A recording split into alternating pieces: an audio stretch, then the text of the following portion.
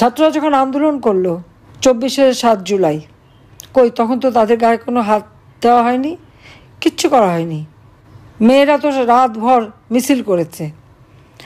এমনকি যখন এই মেয়েরা আমার পদত্যাগ দাবি করে আর আমি তার নিরাপত্তার ব্যবস্থা করি, কিন্তু 15 তারিখ থেকে যখন তারা ছাত্র হত্যা শুরু করলো, 6টা ছেলে যখন মারা গেল, মানুষ মারা গেল, আমার সন্দেহ হলো। সাথে সাথে আমি জুডিশিয়াল ইনকোয়ারি কমিটি করে দিলাম তদন্ত করবার জন্য, কিন্তু সেই তদন্ত তো করেনি। আমি 3 জন হায়ার করে জজ নিয়ে 3 সদস্য বিশিষ্ট জুডিশিয়াল এনকোয়ারি কমিটি করলাম। প্রথম করলাম 18 জুলাই, এরপরে করলাম 1 আগস্ট। প্রেস কনফারেন্স করে সঙ্গে আমি জাতিসংঘের সহযোগিতা চাইলাম যেটা এনকোয়ারি করার জন্য, কারণ আমার সন্দেহ হলো যে এইভাবে তো মানুষ হত্যা হওয়ার কথা না, তাহলে কারা এই হত্যাকাণ্ড ঘটে। আজকে যে হত্যাকাণ্ডের দায় আমার উপর চাপানো হচ্ছে, আমি তো বলবো এই হত্যাকাণ্ড তো আমি করিনি, এটা ওই ডক্টর ইউনূসের মেটিকুলাস ডিজাইনেরই একটা অঙ্গ। লাশ ফেলো, গভর্নমেন্ট পড়ে যাবে। আর তারা জানে যে শেখ হাসিনা মানুষ খুন করে ক্ষমতায় থাকতে চাইবে না। যে মানুষের জন্য আমি উন্নয়নের কাজ করি তাদের গায়ে গুলি, এটা অন্তত আমার দ্বারা হবে না। এবং প্রত্যেকটা হত্যাকাণ্ড আপনারা নিজেরা লক্ষ্য করে দেখেন, ওই আবু সাঈদ কীভাবে মারা গেছে, তার মাথার পিছনে আঘাত ছিল। মুগ্ধ সেখানে তখন কোনো পুলিশের সাথে গণ্ডগোলই না, তার গায়ে গুলিটা কোথা থেকে এসে লাগলো।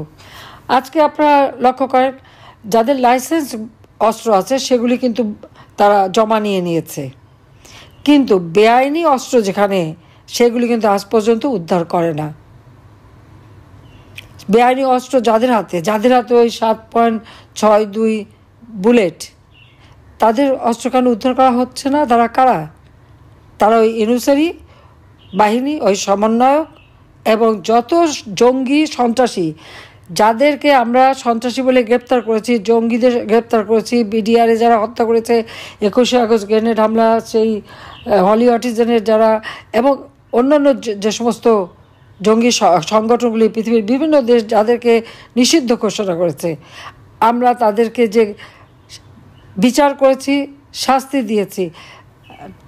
ডক্টর ইউনূস ক্ষমতাটা ওই ডাকাতি করে দখল করে নিয়েই কী করলো, সকল জঙ্গি সন্ত্রাসী খুনি সবাইকে ছেড়ে দিল। কেন? তার কারণ তার যে ক্ষমতা দখলের যে আন্দোলন, এটা কোনো জনগণের আন্দোলন না, ছাত্রদের আন্দোলন না। হ্যাঁ, ছাত্রদের বা অনেকে বিভ্রান্ত করেছিল, সে তার ওই মেটিকুলাস ডিজাইনের মাধ্যমে অপপ্রচার করে করে বিভ্রান্ত কিছুক্ষণের জন্য করেছিল, কিন্তু প্রকৃতপক্ষে কেউ যদি গভীরভাবে চিন্তা করে দেখেন এগুলি কিন্তু সেই জঙ্গিদের ব্যবহার করেই কিন্তু সে ক্ষমতা দখল করেছে। সেই কারণে তাদের প্রতি কথা দেওয়া ছিল কৃতজ্ঞতা স্বরূপ, তাদের সবাইকে মুক্তি দিয়েছে এবং তারা এখন অস্ত্র হাতে নিয়ে ঘুরে বেড়ায়। আর তাদের শক্তি কি? ওই কিশোর গ্যাং, ড্রাগ অ্যাডিক্টেড, বেহারিপট্টির যারা, আর কিছু ছাত্রছাত্রী, এদেরকে হায়ার করে তাদেরকে ব্যবহার করে অস্ত্র দিয়ে নামিয়ে দিয়েছে। আজকে আওয়ামী লীগ দেখলেই তাদেরকে মারতে হবে, ছাত্রলীগ শুনলে তাদের মারতে হবে কেন? ছাত্রলীগের দোষটা কোথায়? আজকে যে সমস্ত সমন্বয়করা ছাত্রলীগের সঙ্গে যুক্ত ছিল, ছাত্রলীগের কমিটি কোনো না কোনো কমিটিতেও ছিল, এরকমও তো আছে, হয়তো মূল কমিটিতে না, বিভিন্ন কমিটিতে। যে কটা ঘটনা ঘটেছে প্রত্যেকটা ঘটনার পিছনে এদের হাত ছিল। তাই বদনামটা ছাত্রলীগের কাঁধে রেখে এসেছে, নিজেরা এখন একেবারে ধোয়া মানে পরিষ্কার পরিচ্ছন্ন হয়ে তারা চলে গেছে, তারা রিফাইন্ড হয়ে চলে এসেছে। ইউনূসের কেউ উপদেষ্টা, আবার নতুন দলও গঠন করেছে। অর্থাৎ ছাত্রলীগের থেকে যত অপকর্ম করে বদনামটা ওখানে রেখে, ময়লাটা ওখানে রেখে ওনারা রিফাইন্ড হয়ে চলে এসেছেন। সেখানে কি নতুন পার্টি, নতুন দলও করে ফেলেছে, এবং সেই দল আবার হোটেল ইন্টারকন্টিনেন্টালে দিল ইফতার পার্টি প্রায় 2 কোটি টাকা খরচ করে। এক প্লেট ইফতার 12,500 টাকা করে একটা প্লেট খাবার। কোথায় পেল এই টাকা? কোত্থেকে আসলো? দুর্নীতির কথা বলে, আজকে দুর্নীতি কে করেছে? আজকে প্রত্যেকটা ক্ষেত্রে তাদের দলীয়করণ, দুর্নীতি, এটা নাকি বৈষম্যহীন। কেমন বৈষম্যহীন? আপনারা শুনলেন জেলা বাড়ির নির্বাচন, সেখানে প্রত্যেকটা নির্বাচনে কিন্তু এই বিএনপি জামাত জোটের হেরে যাচ্ছিল। কয়েকটাতে যখন হেরে গেল এখন নির্বাচন করতেই দেয় না। কোনো কোনো জায়গায় আমাদের যারা আইনজীবী তাদেরকে ওখানে নির্বাচনে অংশগ্রহণ করতে দেবে না, তাদেরকে ফর্ম নিতে দেয় না, নিজেরা ভাগ বটরা করে নিজেদেরকে ডিক্লেয়ার করে বসে আছে। 93 জন আইনজীবীকে গ্রেপ্তার করে কারাগারে পাঠানো। আমাদের মামলা মোকদ্দমা যারা দাঁড়াচ্ছিলেন প্রত্যেককে গ্রেপ্তার, প্রত্যেকের বিরুদ্ধে মামলা। পৃথিবীর কোনো দেশে এটা দেখা গেছে যে এতজন আইনজীবীকে একসাথে গ্রেপ্তার করে? আজকে যারা নিজেদের ছাত্র বলে দাবি করে তারা এক একটা বাড়িতে যে লুট করছে কেন? লুটপাট করার পর তারপরে ভাঙচুর, আগুন দেওয়া, এগুলো তো রীতিমতো ডাকাতি করা। সংখ্যালঘুদের হত্যা করা হচ্ছে, তাদের বাড়িঘর লুটপাট। আওয়ামী লীগের নেতা কর্মী সহযোগী সংগঠন, তাদের বাড়িঘর লুটপাট, কেউ ঘরে থাকতে পারছে না, তাদেরকে পেলে হত্যা করা হচ্ছে, পিটিয়ে মারা হচ্ছে, নয়তো খুন করা হচ্ছে। মিথ্যা মামলা দেওয়ায় তো আমার মনে হয় ইউনূস সাহেব এখন চ্যাম্পিয়ন ওয়ার্ল্ডে। উনি ওয়ার্ল্ড রেকর্ড করে ফেলেছেন। কত হাজার মামলা, না হলেও লাখখানেক মামলাই করা হয়েছে, এবং সেখানে প্রতিদিনই বাড়ছে, প্রতিনিয়ত বাড়ছে মামলার হার। আর সেই সাথে মামলার সাথে সাথে আসামি, এজাহারভুক্ত আসামি, তারপর অজ্ঞাতনামা। একটা উপজেলায় যদি 5-6 হাজার, 8 হাজার, 10 হাজার অজ্ঞাতনামা হয়, তাহলে এটা প্রায় কয়েক লক্ষ, প্রায় 5-6 লক্ষ হবে অজ্ঞাতনামা আসামি। আমার একার বিরুদ্ধে তো 300, 350 মামলা, সব খুন। আমি সবাই হত্যা করেছি, আর আমরা দুর্নীতি করেছি। আমি, রেহানা, জয়, পুতুল, রেহানার 3 ছেলে মেয়ে কেউ বাদ যায়নি, সবার বিরুদ্ধে মামলা। কী ধরনের মামলা দিয়েছে! আর আমার বিরুদ্ধে তো খুনি মামলা দেবে এবং আমাকে খুব ফাঁসি দেবে, সেটা তো আগেই ঘোষণা দিয়ে দিয়েছে। ঠিক আছে, সেটা দিক, সেই জন্য বসে আছি কখন দেবে।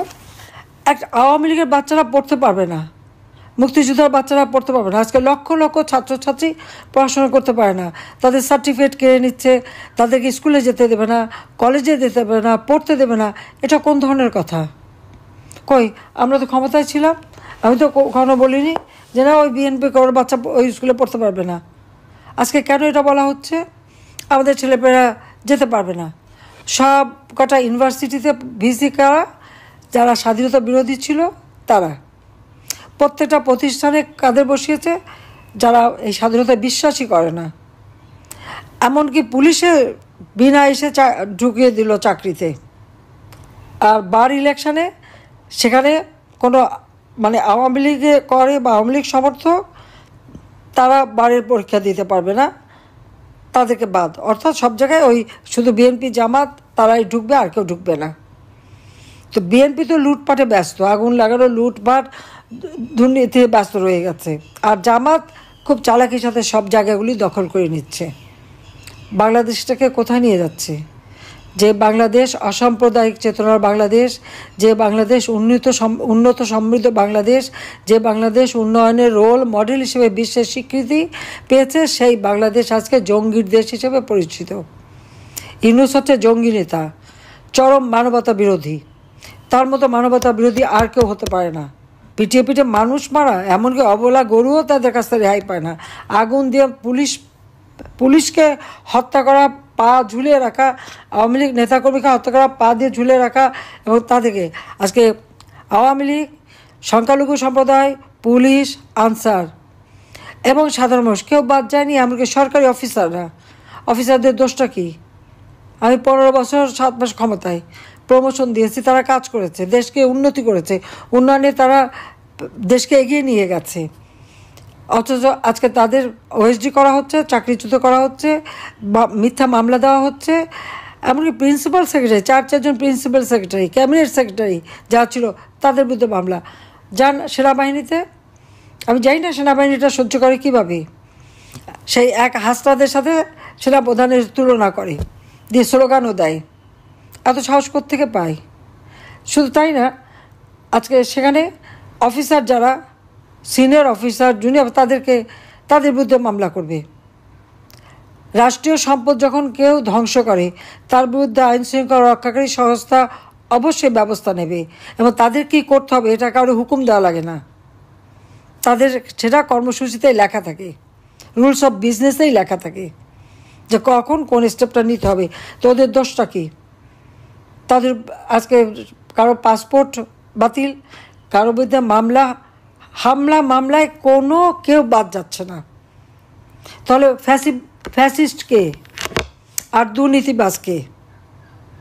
যার 4080 কাঠা জমি আছে সে, না 10 কাঠা জমির মালিক সে? একজন রাজনৈতিক নেতা যারা মুক্তিযুদ্ধ করেছে, যারা এদের স্বাধীন করে দিয়েছে, আজকে তাদেরকে এইভাবে অপমান এবং হেনস্থা করা। আগে শুনতাম মগের মূল্য, কিন্তু মগের থেকেও বেশি। মানে ইউনূস এমন একটা জঙ্গি এবং দুর্নীতিবাজ, মানবতা বিরোধী, পদে পদে মানবতা বিরোধিতা করেছে, পদে পদে মানবাধিকার লঙ্ঘন করে যাচ্ছে। এবং তার একটু লজ্জা শরম কম আছে। গ্রামীণ ব্যাংকে সে যখন চাকরি করতো, গ্রামীণ ব্যাংকে আইনে ছিল 60 বছরের বেশি চাকরি করতে পারে না এমডি পদে। সে ওসবের তোয়াক্কা করেনি, কারণ এমডি থাকলে পয়সা কামাতে পারে, পয়সা পাচার করতে পারে। এই যে শত শত কোটি টাকা, তার নাকি $10 বিলিয়ন আছে শোনা যায়। তো এগুলি যে আসছে সব তো গরিবরে ওই যে ঋণ দিয়ে ওখানে তাদের কাছে মোটা অঙ্কের সুদ খেয়ে তাদের রক্ত চুষেই তো বানানো। আর আমিও দায়ী, কারণ তাকে সবচেয়ে বেশি সুযোগ আমি দিয়েছিলাম।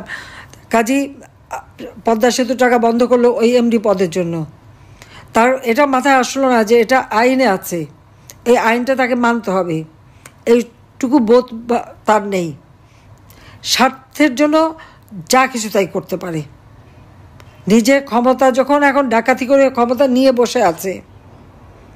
আমি তো রিজাইন করিনি, আমি তো এখনও জনগণের ভোটে নির্বাচিত সংবিধান মোতাবেক। কিন্তু সেখানে যখন একেবারে শুধু হত্যা করতে গেলে তো শুধু আমাকে না, আমার সাথে যারা ছিল আরও অনেক মানুষ মারা যেত। যাক, আমি যেভাবে আমি কোন মতে কোন থেকে আমাকে নিয়ে আসা হয়েছে, সরিয়ে দেওয়া হয়েছে, সেটা আলাদা কথা। হয়তো থাকলে আরও রক্তপাত হতো, কিন্তু সেই রক্তপাত তো বন্ধ হয়নি। তো এই অবস্থান দেশটাকে তারা নিয়ে যাচ্ছে কোথায়? কাজে এখানে খালি নির্দেশের অপেক্ষা না, যার যার এলাকায় শেষে জনগণকে সাথে নিতে হবে। কারণ আজকে সব শ্রেণীর মানুষ কষ্ট পাচ্ছে। যে দেশটায় কোনো খাওয়া পড়ার অভাব ছিল না, সেখানে আজকে হাহাকার। তো এই মানুষের জন্য তো সারা জীবন আমার বাবা কষ্ট করেছেন, আওয়ামী লীগের নেতা কর্মীরা কষ্ট করেছে, তখন অন্য কোনো দল ছিল না। আজকে সেই দেশটাকে ধ্বংসের দিকে নিয়ে যাচ্ছে ইচ্ছাকৃতভাবে। কারণ যত দরিদ্র থাকবে তত বেশি ক্ষুদ্র ঋণ দিয়ে মোটা অঙ্কের সুদ খেতে পারবে। এইটাই তাদের একমাত্র কাজ, গরিবের রক্ত চুষে খাওয়া। কাজে এই রক্ত চোষা খুনি দুর্নীতিবাজ জঙ্গি ইউনূসের হাত থেকে দেশ জাতিকে রক্ষা করার জন্য যা কিছু আছে তাই নিয়ে যেভাবে পারেন প্রতিরোধ গড়ে তোলেন, এবং গড়ে তুলতে হবে। দেশকে বাঁচাতে হবে, দেশের মানুষকে বাঁচাতে হবে। আর এই যে বিশ্বব্যাপী বাংলাদেশের ভাবমূর্তি নষ্ট করেছে, আবার বাংলাদেশকে ফিরিয়ে আনতে হবে শান্তির দেশ, অসাম্প্রদায়িক চেতনার দেশ, উন্নত সমৃদ্ধ দেশ। সেভাবে আমরা ইনশাল্লাহ গড়ে তুলব। এবং আজকে যত রকমের অপকর্ম, যত রকম যা করুক, এর বিচার ইনশাল্লাহ বাংলার মাটিতে একদিন হবে। এই বিচার আমরা করবো। কিন্তু এত অন্যায়, তার অন্যায়ের অনেক বেশি বেড়ে গেছে। এখান থেকে মানুষকে মুক্ত করতেই হবে। ইনশাল্লাহ আমরা তা করব। এটাই আজকের আমাদের প্রতিজ্ঞা। সবাইকে ধন্যবাদ। জয় বাংলা, জয় বঙ্গবন্ধু, বাংলাদেশ চিরজীবী হোক।